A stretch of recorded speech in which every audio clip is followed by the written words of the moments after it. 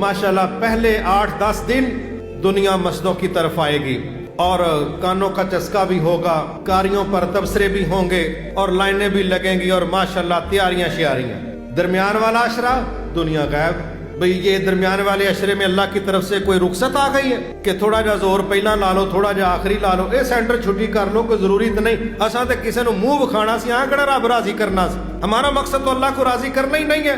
अल्लाह अकबर, ये तरीका हमारा दुरुस्त नहीं। ये है उकताहट, ये बोझ है उन लोगों पर जो पहले 7-8-10 दिन तो नजर आएंगे और जो दरमियान वाले 10 दिन है वो छुट्टी कर जाए। ये पहले 10 दिन मस्जिदों के साथ जफ्फियां, खुशबुएं, चुम्मियां, आना जाना, रौनकें और सेंटर वाला पूरा अशरा गायब। क्या दरमियान वाले अशरे की कोई हैसियत नहीं है? क्या वो एक एक रात और एक एक दिन फजूल है?